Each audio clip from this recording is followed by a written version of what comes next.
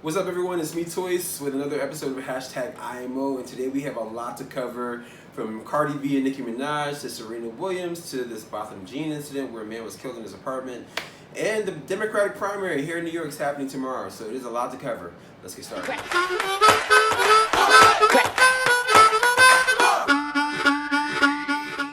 So Cardi B and Nicki Minaj got into it over the weekend. I'm sure you saw that, the big incident at the Harper's Bazaar event. I'm just a little bit shocked and amazed that people are shocked and amazed that someone from Love and Hip Hop got into a fight and was throwing shoes. Like, I feel like anyone from Love and Hip Hop, that's kind of like a requirement for casting. Like, will you fight on camera? Will you throw drinks? Will you throw shoes? Will you be ignorant and belligerent on camera?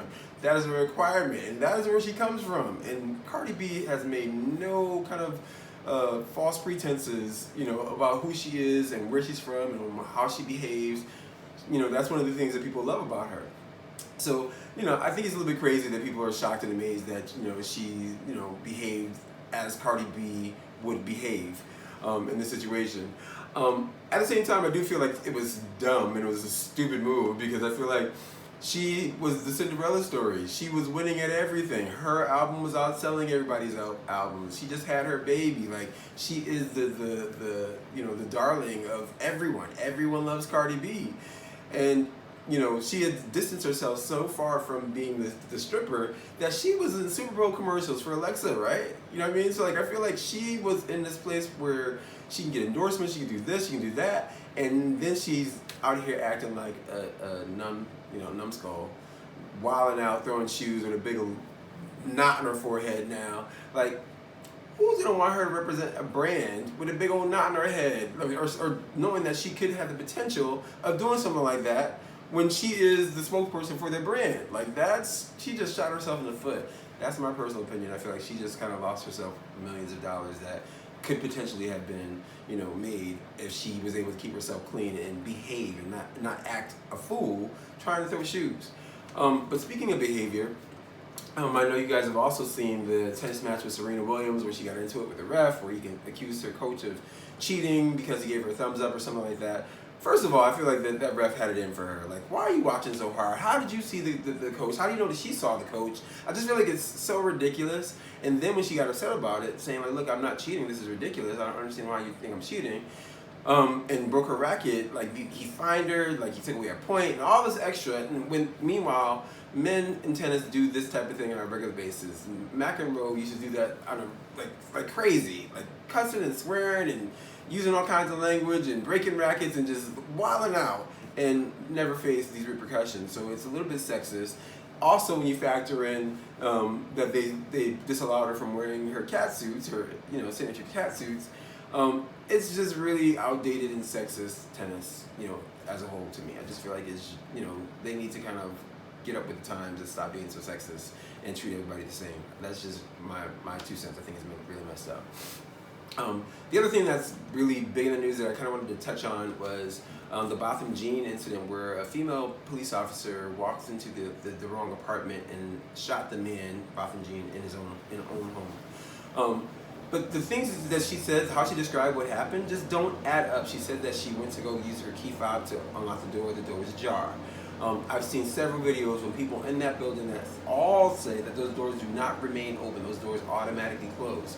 So there's no way for that door to just be sitting there ajar unless he, jerry-rigged the door open or, and propped it open.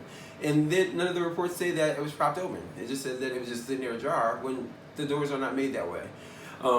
And then on top of that, she says that, she walked into the apartment was dark, she saw a man in there, and she freaked out, and da-da-da-da. My thing is, if I walk into a place that I'm expecting to be my apartment, I would know instantaneously that it's not my place. Instantly. First of all, if the door was propped open, I would be like kind of more alert and kind of seeing what's going on. I would see that there's a couch there that I didn't buy. There's all kinds of cues that this is not your home. And why would you walk into your own home with your gun drawn? Like, how does that work? You walk into your house and your gun is drawn. I just feel like this just doesn't add up. And then you factor in that she was a downstairs neighbor to him, and there were noise complaints to that apartment, from the downstairs neighbor. So she called and put in noise complaints about that apartment the same day that she went up there and killed somebody in that apartment.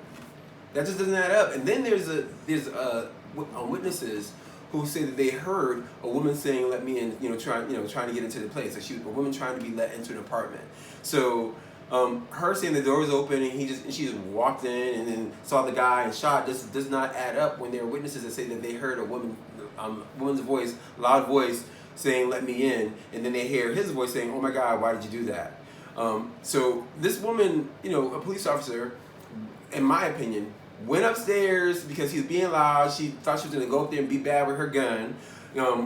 As police officers do, I feel like police officers feel like they're above the law. They can do whatever they want, and they can just go at people, and people are just supposed to fall back because they're police and they're above the law. And honestly, up until now, I really feel like that's largely been the case.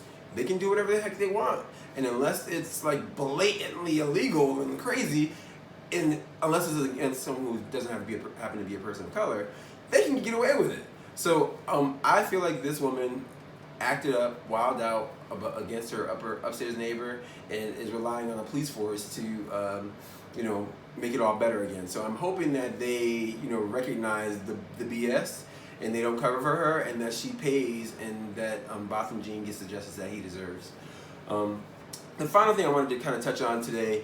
The Democratic primary is happening tomorrow here in New York, and I encourage everyone to go out and vote if you really want to effect some change. Like in this instance with the police officer, the decision of whether we indict this person and put him on trial, those decisions are made by the local officials. So if you don't vote in the elections for local officials, you can't really be mad when things don't go our way and when we don't get justice and when people just treat us any kind of way without repercussions. We need to be actively involved in these, midterm elections. Like in New York, we're voting for the Attorney General, so that's a major role in justice in your state and in your area. So make sure you're getting out there and voting.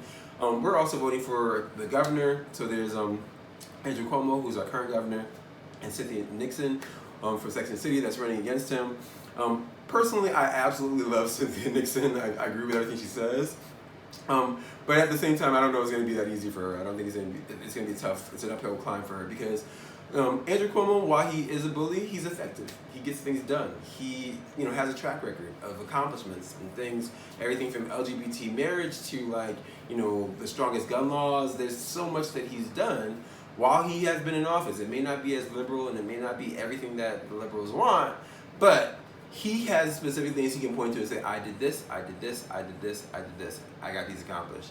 And Cynthia Nixon's never been in office. So while she, she's saying all the right things to me, I feel like she is on the right path and she is fighting the hard fight. But just saying that the MTA sucks, I don't know if that's going to be enough. But hopefully if enough supporters come out, support her, you never know. There's been upsets that already in, this midterm. So we shall see what happens with these, these primaries, and I'm excited to see what happens. But go out and vote. Thank you for tuning in for this episode of #IMO. I'm doing a lot more stuff, or I plan to be doing a lot more stuff. I'm doing IGTV, Facebook. I'm going to have guest hosts on so that we can have some active discussions. It's not just me giving my opinion. There'll be other folks kind of giving some feedback. So subscribe, share, all that good stuff. And I will catch you on the next episode of #IMO. All right?